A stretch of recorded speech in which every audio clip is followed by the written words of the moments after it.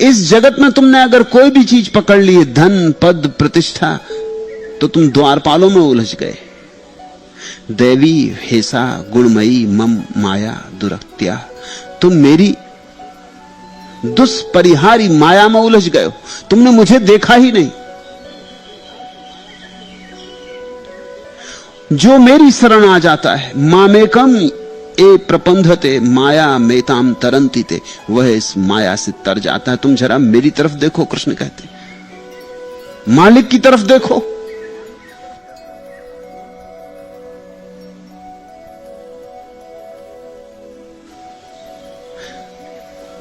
तुम उसकी साधारण शक्तियों में उलझ गए हो। शक्तियों के मूल स्रोत की तरफ देखो, उसकी शरण आ जाओ।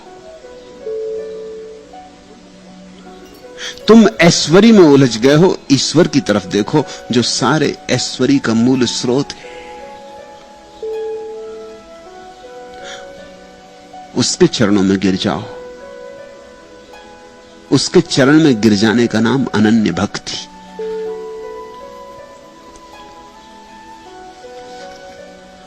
लेकिन हम क्षुद्र में उलझे। हमारा प्रेम भी देह में उलझा है, हमारा प्रेम भी नाक नक्शों में उलझा है, हमारा प्रेम भी बड़ा दयनीय है, मगर हम वहीं अपना गुणगान किए रहते। सुनो, अब तो नाकामी ही तकदीर बनी जाती है, जिंदगी दर्द की तस्वीर बनी जाती है। तेरा मिलना ही था मेरा जे मोहब्बत, लेकिन मुझसे दूरी मेरी तकदीर बनी जाती है, तुझसे दूरी मेरी तकदीर बनी जाती है करिश्मा यह अनोखे सबे महजूरी का, तीरगी सुबह की तनवीर बनी जाती है। राहें मसदूद हैं, महदूद है दुनिया मेरी, जिंदगी हल्के जंजीर बनी जाती है।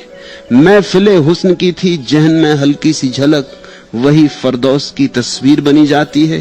कौन सा राज है दिल का जो नहीं उन पे आया, खामोशी ही मेरी तकरीर बनी जाती है। आह की बेअसरी का भी मुझे होश नहीं, बेखुदी जलवे तासीर बनी जाती है। राज गम कैसे छिपाऊं कि खामोशी भी मेरे एहसास की तफसीर बनी जाती है। साधारण प्रेम को लोग इतना गुणगान करते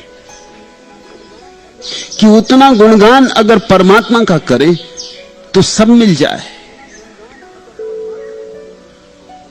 कोई किसी की आंखों का दीवाना हो गया है, कोई किसी के नाक नक्श का, कोई किसी के बालों के ढंग का, कोई किसी के बोलने की शैली का, कोई किसी की आवाज का, कोई किसी के चलने का, उठने का, बैठने का, कोई किसी के रंग का। तुम्हारी दीवानगी भी बड़ी अजीब है, तुम बड़ी छोटी बातों में उलझ जाते हो। और नाक कितनी ही सुंदर हो और ओंठ कितने ही रस भरे मालूम होते हो, सब मिट्टी है और सब मिट्टी में ही गिरेगा और मिल जाएगा। सब मिट्टी से ही उठा है और सब मिट्टी में गिर जाने वाला है। और इस सारी मिट्टी के खेल के बीच परमात्मा भी छिपा है, मगर तुम बाहर बाहर ही भटक जाते हो। तुम द्वारपाल में ही उलझ जाते हो।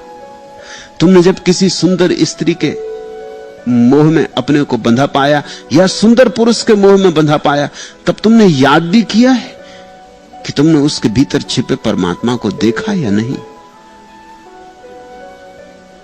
फिर अगर तुम दुखी होते हो तो आश्चर्य नहीं है, और अगर तुम्हारा प्रेम जंजीरें ढाल देता है तुम्हारे लिए तो आश्चर्य नहीं है, और अगर तुम्हारा प्रेम तुम्हारे लिए दुख के न मालूम कितने कितने उपाय ले आता है तो आश्चर्य नहीं।